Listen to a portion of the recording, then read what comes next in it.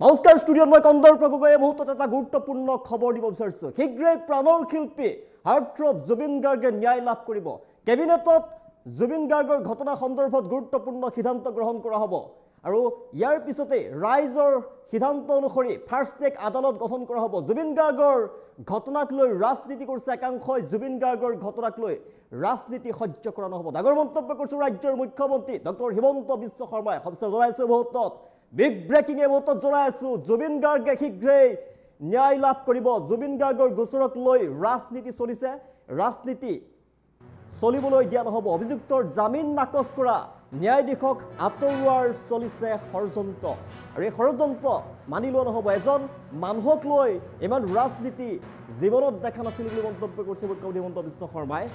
এজন শিল্পীৰ গোচৰক লৈ যি ৰাজনীতি চলিছে সি কেতিয়াও দেখা নাছিলোঁ, তেনে কেতিয়াও দেখা নাছিলোঁ। বৰ্তমান ন্যায়াধীশগৰাকীয়ে গোচৰটোৰ সকলো অভিযুক্তৰ জামিন ইতিমধ্যে নাকচ কৰিছে। জুবিন গাৰ্গে ন্যায় লাভ কৰিব। তেওঁৰ কঠোৰ স্থিতিৰ বাবে দুজন অভিযুক্তই নিজৰ জামিন আবেদনো প্ৰত্যাহাৰ কৰিছে। ৰাজনীতি কৰিছে একাংশ জুবিন গাৰ্গক লৈ। বৰ্তমানৰ ন্যায়াধীশগৰাকীয়ে আইনৰ ক্ষেত্ৰত কোনো আপোচ কৰা নাই, বৰ্তমানৰ ন্যায়াধীশে সেই এটা নিৰ্দিষ্ট চক্ৰই তেওঁক এই গোচৰটো আঁতৰাই নিবলৈ কৌশল ৰচনা কৰিছে, ষড়যন্ত্ৰ কৰিছে আৰু সেই ষড়যন্ত্ৰ ওফৰাই পেলোৱা হ'ব। ২৬ ফেব্ৰুৱাৰীত জুবিন গাৰ্গৰ গোচৰত ফাৰ্ষ্ট ট্ৰেক আদালত গঠনক লৈ আলোচনা হ'ব কেবিনেটত। জুবিন গাৰ্গৰ ন্যায় প্ৰক্ৰিয়াক লৈ মুখ্যমন্ত্ৰীয়ে ডাঙৰ মন্তব্য কৰিছে। শীঘ্ৰেই প্ৰাণৰ শিল্পী জুবিন গাৰ্গে ন্যায় লাভ কৰিব। জুবিন গাৰ্গৰ গোচৰক লৈ ৰাজনীতি চলিছে, ৰাজনীতি চলিবলৈ দিয়া নহ'ব। ২৬ ফেব্ৰুৱাৰীত জুবিন গাৰ্গৰ ঘটনাৰ গোচৰক লৈ কেবিনেটত গুৰুত্বপূৰ্ণ সিদ্ধান্ত গ্ৰহণ কৰা হ'ব। যদি ৰাইজে বিচাৰে ফাৰ্ষ্ট ট্ৰেক আদালত গঠন কৰা হ'ব। এইকেইদিন ফাৰ্ষ্ট ট্ৰেক আদালতক লৈ ৰাজনীতি চলিছে, একাংশই ৰাজনীতি কৰিছে জুবিন গাৰ্গক লৈ। আটাইকেইটা অভিযুক্তৰ জামিন নাকচ কৰিছে বৰ্তমানৰ ন্যায়াধীশে আৰু জামিন আবেদন প্ৰত্যাহাৰ কৰিছে দুজনে বাধ্য হৈ। এনে ন্যায়াধীশৰ পৰা কেছটো আঁতৰোৱাৰ অপচেষ্টা চলিছে। গতিকে এনে ন্যায়াধীশৰ ওচৰত থাকিব লাগেনে নাই ৰাইজে চিন্তা কৰক বুলি মন্তব্য কৰিছে মুখ্যমন্ত্ৰীয়ে। জুবিন গাৰ্গৰ বিচাৰ সন্দৰ্ভত ফাৰ্ষ্ট ট্ৰেক আদালতক লৈ মুখ্যমন্ত্ৰীয়ে আগৰ মন্তব্য কৰিছে। জুবিন গাৰ্গক লৈ ৰাজনীতি কৰা হৈছে, জুবিন গাৰ্গক লৈ ৰাজনীতি কৰা কেতিয়াও সহ্য কৰা নহ'ব। একাংশই জুবিন গাৰ্গক লৈ ৰাজনীতি কৰিছে। শীঘ্ৰেই জুবিন গাৰ্গে ন্যায় পাব। ২৬ ফেব্ৰুৱাৰীত কেবিনেটত ডাঙৰ সিদ্ধান্ত গ্ৰহণ কৰা হ'ব জুবিন গাৰ্গক লৈ। ২৬ ফেব্ৰুৱাৰীত জুবিন গাৰ্গৰ ঘটনাৰ গোচৰক লৈ কেবিনেটত গুৰুত্বপূৰ্ণ সিদ্ধান্ত গ্ৰহণ কৰা হ'ব। যদি ৰাইজে বিচাৰে তেনেহ'লে ফাৰ্ষ্ট ট্ৰেক আদালত গঠন কৰা হ'ব, ফাৰ্ষ্ট ট্ৰেক দিয়া হ'ব। ফাৰ্ষ্ট ট্ৰেক আদালতক লৈ ৰাজনীতি কৰিছে একাংশই, কিন্তু সেই ৰাজনীতি কেতিয়াও মানি লোৱা নহ'ব। জুবিন গাৰ্গক লৈ ৰাজনীতি সহ্য কৰা নহ'ব। জুবিন গাৰ্গৰ ফাৰ্ষ্ট ট্ৰেক আদালত গঠন সন্দৰ্ভত মুখ খুলিছে ৰাজ্যৰ মুখ্যমন্ত্ৰী ডক্টৰ হিমন্ত বিশ্ব শৰ্মাই। প্ৰতিখন জামিন আবেদন নাকচ কৰিছে বৰ্তমানৰ ন্যায়াধীশগৰাকীয়ে। ফাৰ্ষ্ট ট্ৰেক আদালতৰ নামত ন্যায়াধীশৰ পৰা গোচৰটো আঁতৰাই দিয়াৰ চক্ৰান্ত চলিছে, ষড়যন্ত্ৰ চলিছে। এইগৰাকী ন্যায়াধীশে বলিষ্ঠভাৱে জামিন আবেদন নাকচ কৰিছে। মুখ্যমন্ত্ৰীয়ে মন্তব্য কৰিছে, ৰাইজৰ মতে যদি চলা হয়, ৰাইজে বিচাৰে ফাৰ্ষ্ট ট্ৰেক আদালত দিয়া হ'ব, কিন্তু তাৰ পিছৰখিনি কি হ'ব? একাংশই ন্যায়াধীশৰ পৰা গোচৰটো আঁতৰি যোৱাটো বিচাৰিছে আৰু এজনে জামিন পোৱাটো বিচাৰিছে যাতে আক্ৰমণ কৰিব পাৰে বিজেপিক। এইবোৰ কংগ্ৰেছ আৰু দুই এটা সংবাদ মাধ্যমৰ অপচেষ্টা। যদি বেলেগ ন্যায়াধীশ হ'লহেঁতেন তেনেহ'লে পিএছঅ' দুজনক ৬ মাহৰ ভিতৰত জামিন দিলেহেঁতেন, অমৃত প্ৰভাকো মহিলা হিচাপে জামিন দিলেহেঁতেন। কিন্তু এতিয়া কোনো সাৰি যাব নোৱাৰিব, কঠোৰ শাস্তি পাব দোষীয়ে। বিজেপিক হল ঠেকত পেলাবৰ কাৰণে চক্ৰান্ত চলিছে, ষড়যন্ত্ৰ চলিছে। কৰ্তৃত্ব দিব লাগিছিল বিজেপিক, মুখ্যমন্ত্ৰীগৰাকীক কৰ্তৃত্ব দিব লাগিছিল, কিন্তু ৰাজনীতি কৰিছে জুবিন গাৰ্গৰ সমগ্ৰ ঘটনাক লৈ একাংশই। ৰাজনীতি কেতিয়াও সহ্য কৰা নহ'ব। শীঘ্ৰেই প্ৰাণৰ শিল্পী জুবিন গাৰ্গে ন্যায় পাব। ২৬ ফেব্ৰুৱাৰীত কেবিনেটত ডাঙৰ সিদ্ধান্ত গ্ৰহণ কৰা হ'ব। ২৬ ফেব্ৰুৱাৰীত জুবিন গাৰ্গৰ ঘটনাৰ গোচৰক লৈ কেবিনেটত গুৰুত্বপূৰ্ণ সিদ্ধান্ত গ্ৰহণ কৰা হ'ব। যদি ৰাইজে বিচাৰে তেনেহ'লে ফাৰ্ষ্ট ট্ৰেক দিয়া হ'ব। ফাৰ্ষ্ট ট্ৰেক আদালতক লৈ ৰাজনীতি চলিছে। আটাইকেইটা অভিযুক্তৰ জামিন নাকচ কৰিছে বৰ্তমানৰ ন্যায়াধীশে। দুজনে বাধ্য হৈ জামিন আবেদন প্ৰত্যাহাৰো কৰিছে। এনে ন্যায়াধীশৰ পৰা কেছটো আঁতৰোৱাৰ অপচেষ্টা চলিছে। ন্যায়াধীশৰ ওচৰত থাকিব লাগেনে নাই এই গোচৰ ৰাইজে এবাৰ চিন্তা কৰক, মুখ্যমন্ত্ৰীয়ে মন্তব্য কৰিছে। জুবিন গাৰ্গৰ বিচাৰ সন্দৰ্ভত ফাৰ্ষ্ট ট্ৰেক আদালতক লৈ মুখ্যমন্ত্ৰীয়ে ডাঙৰ মন্তব্য কৰিছে। প্ৰাণৰ শিল্পী জুবিন গাৰ্গ নোহোৱাৰ বহুত দিন উকলি গৈছে। প্ৰাণৰ শিল্পীগৰাকীয়ে শীঘ্ৰেই ন্যায় পাব লাগে, অসমবাসীয়ে বিচাৰিছে। হাৰ্টথ্ৰব জুবিন গাৰ্গে ন্যায় পাব লাগে, সকলোৱে এটাই কামনা কৰিছে। আৰু শীঘ্ৰেই জুবিন গাৰ্গে ন্যায় পাব বুলি মুখ্যমন্ত্ৰীয়ে আগৰ মন্তব্য কৰিছে ২৬ ফেব্ৰুৱাৰীত কেবিনেটত ডাঙৰ সিদ্ধান্ত গ্ৰহণ কৰা হ'ব আৰু ২৬ ফেব্ৰুৱাৰীত জুবিন গাৰ্গৰ ঘটনাৰ গোচৰক লৈ কেবিনেটত গুৰুত্বপূৰ্ণ সিদ্ধান্ত গ্ৰহণ কৰা হ'ব তাৰ পিছতেই ৰাইজৰ মতে ৰাইজে যদি বিচাৰে তেনেহ'লে ফাৰ্ষ্ট ট্ৰেক আদালত গঠন কৰা হ'ব সেই ফাৰ্ষ্ট ট্ৰেক আদালতৰ জৰিয়তে জুবিন গাৰ্গৰ সমগ্ৰ গোচৰ প্ৰক্ৰিয়া চলিব গৰিমা গাৰ্গে বিচাৰিছিল ফাৰ্ষ্ট ট্ৰেক আদালত গঠন হ'ব লাগে অসমৰ ৰাইজে বিচাৰিছে ফাৰ্ষ্ট ট্ৰেক আদালত গঠন হ'ব লাগে আৰু সেই আদালতৰ দ্বাৰা জুবিন গাৰ্গৰ যি ঘটনা এই ঘটনাৰ বিচাৰ হ'ব লাগে আৰু মুখ্যমন্ত্ৰীয়ে মন্তব্য কৰিছে ফাৰ্ষ্ট ট্ৰেক আদালতো হ'ব যদি ৰাইজে বিচাৰে প্ৰাণৰ শিল্পী জুবিন গাৰ্গে ন্যায় পাবই শীঘ্ৰেই ন্যায় পাব হাৰ্টথ্ৰব জুবিন গাৰ্গে ঈশ্বৰপুত্ৰ ন্যায় পাব ২৬ ফেব্ৰুৱাৰীত কেবিনেটত ডাঙৰ সিদ্ধান্ত গ্ৰহণ কৰা হ'ব ২৬ ফেব্ৰুৱাৰীত জুবিন গাৰ্গৰ ঘটনাৰ গোচৰক লৈ কেবিনেটত গুৰুত্বপূৰ্ণ সিদ্ধান্ত গ্ৰহণ কৰা হ'ব যদি ৰাইজে বিচাৰিলে ফাৰ্ষ্ট ট্ৰেক আদালত দিয়া হ'ব জুবিন গাৰ্গৰ ঘটনাক লৈ ৰাজনীতি চলিছে সেই ৰাজনীতি হ'বলৈ কেতিয়াও দিয়া নহ'ব আটাইকেইটা অভিযুক্তৰ জামিন নাকচ কৰিছে বৰ্তমানৰ ন্যায়াধীশে দুজনে বাধ্য হৈ জামিন আবেদন প্ৰত্যাহাৰ কৰিছে এনে ন্যায়াধীশৰ পৰা কেছটো আঁতৰোৱাৰ অপচেষ্টা চলিছে গতিকে এনে ন্যায়াধীশৰ ওচৰত থাকিব লাগেনে নাই গোচৰ ৰাইজে এবাৰ ভাবক ৰাইজে ভাবি জনাওক জুবিন গাৰ্গৰ বিচাৰ সন্দৰ্ভত ফাৰ্ষ্ট ট্ৰেক আদালতক লৈ মন্তব্য ৰাজ্যৰ মুখ্যমন্ত্ৰী হিমন্ত বিশ্ব শৰ্মাই কৰিছে জুবিন গাৰ্গে শীঘ্ৰেই ন্যায় পাব কোনো পধ্যে দোষী সাৰি যাব নোৱাৰিব দোষীয়ে কঠোৰ শাস্তি পাব অসমৰ ৰাইজে যেনেদৰে বিচাৰিছে প্ৰাণৰ শিল্পীগৰাকীৰ যি দোষী ঘটনাৰ লগত জড়িত যি দোষীয়ে উচিত শাস্তি পাব লাগে কঠোৰৰ পৰা কঠোৰ শাস্তি প্ৰদান কৰিব লাগে দোষীক আৰু সেয়ে হ'ব জুবিন গাৰ্গৰ গোচৰৰ ফাৰ্ষ্ট ট্ৰেক আদালত গঠন সন্দৰ্ভত মন্তব্য কৰিছে মুখ্যমন্ত্ৰীগৰাকীয়ে যে দোষীয়ে শাস্তি পাব শীঘ্ৰেই জুবিন গাৰ্গে ন্যায় লাভ কৰিব ২৬ ফেব্ৰুৱাৰীত কেবিনেটত ডাঙৰ সিদ্ধান্ত গ্ৰহণ কৰা হ'ব ২৬ ফেব্ৰুৱাৰীত জুবিন গাৰ্গৰ ঘটনা সন্দৰ্ভত গুৰুত্বপূৰ্ণ সিদ্ধান্ত গ্ৰহণ কৰা হ'ব আৰু তাৰ পিছতেই ৰাইজৰ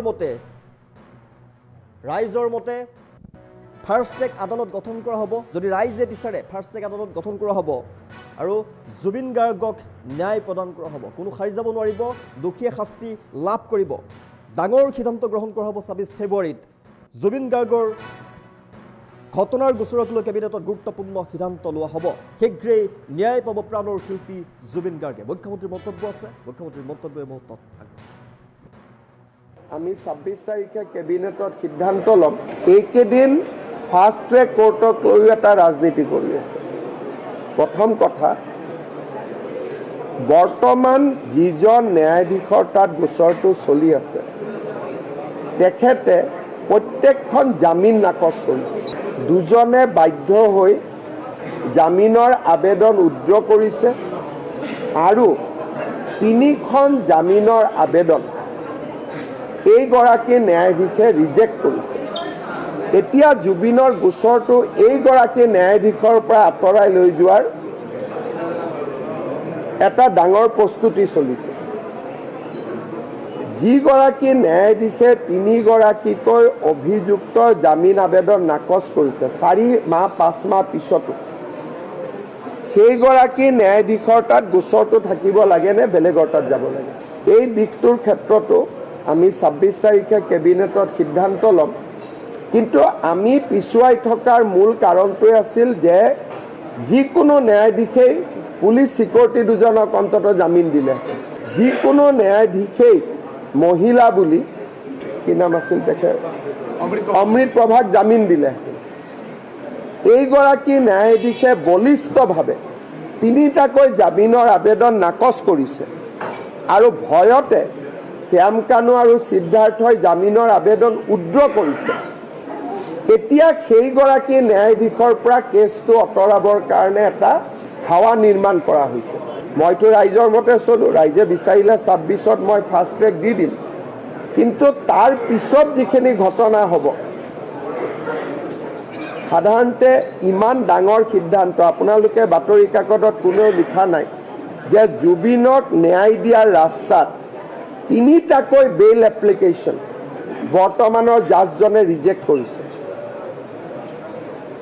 আৰু যিজন জাজে ইমান কঠোৰ স্থিতি লৈছে সেইজন জাজৰ পৰা এতিয়া গোচৰটো আঁতৰোৱাৰ কাৰণে চব লাগি আছে আমি কি অনুৰোধ কৰিব লাগে যে এইগৰাকী জাজে ডে টু ডে হিয়াৰিং কৰক কিন্তু একচাম লাগি গ'ল যে এইগৰাকী জাজৰ পৰা গোচৰটো গুচাই দিব লাগে যাতে বেলেগ এখন কোৰ্ট হয়। তাৰমানে ইলেকশ্যনৰ আগতে এইগৰাকী জাজেতো জামিন নিদিয়ে, বেলেগ এগৰাকী জাজৰ তাত কেছটো যাওক আৰু জামিন এটা হওক, তেতিয়া মোক যাতে আক্ৰমণ কৰিব পাৰে। এইবিলাক সব ফুল ফ্লেজেড জুবিনৰ নামত ৰাজনীতি।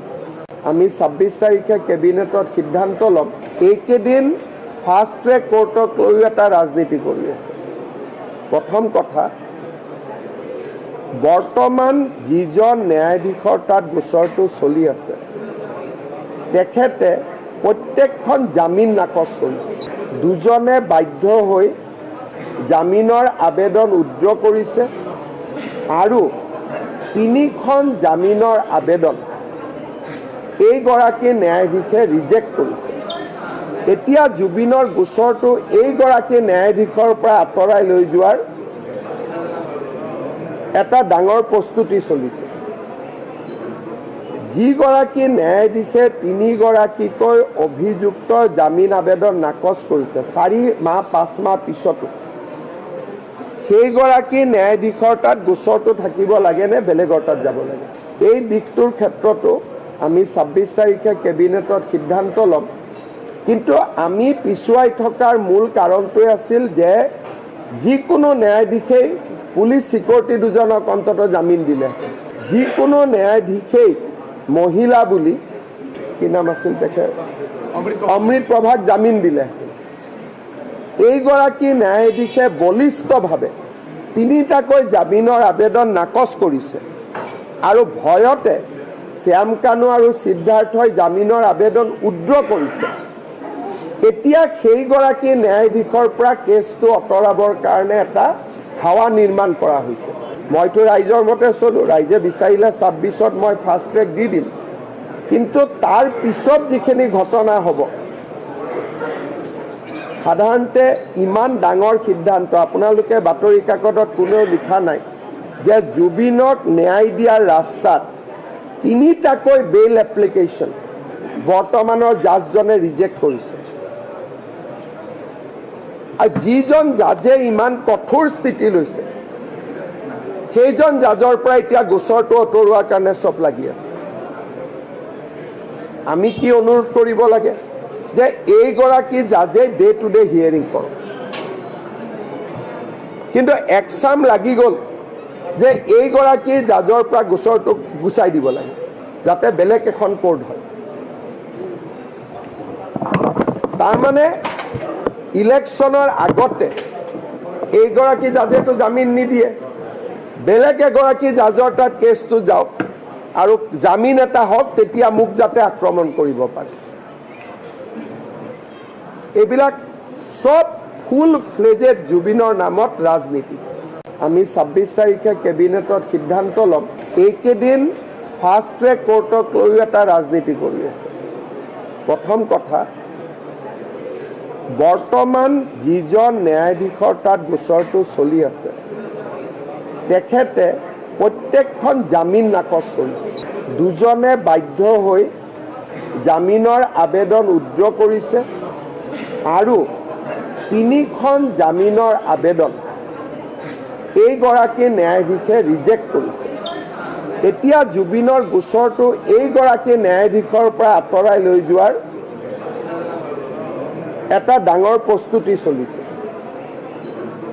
যিগৰাকী ন্যায়াধীশে 3গৰাকীকৈ অভিযুক্ত জামিন আবেদন নাকচ কৰিছে 4 মাহ 5 মাহ পিছতো, সেইগৰাকী ন্যায়াধীশৰ তাত গোচৰটো থাকিব লাগে নে বেলেগৰ তাত যাব লাগে?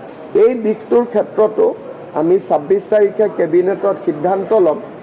কিন্তু আমি পিছুৱাই থকাৰ মূল কাৰণটোৱে আছিল যে যিকোনো ন্যায়াধীশেই পুলিচ চিকিউৰিটি দুজনক অন্ততঃ জামিন দিলে, যিকোনো ন্যায়াধীশেই মহিলা বুলি কি নাম আছিল তেখেত অমৃত প্ৰভাক জামিন দিলে। এইগৰাকী ন্যায়াধীশে বলিষ্ঠভাৱে 3টাকৈ জামিনৰ আবেদন নাকচ কৰিছে আৰু ভয়তে শ্যাম কানু আৰু সিদ্ধাৰ্থই জামিনৰ আবেদন উইথড্ৰ কৰিছে। এতিয়া সেইগৰাকী ন্যায়াধীশৰ পৰা কেছটো আঁতৰাবৰ কাৰণে এটা হাৱা নিৰ্মাণ কৰা হৈছে। মইতো ৰাইজৰ মতে চলোঁ, ৰাইজে বিচাৰিলে 26ত মই ফাষ্ট ট্ৰেক দি দিম, কিন্তু তাৰ পিছত যিখিনি ঘটনা হ'ব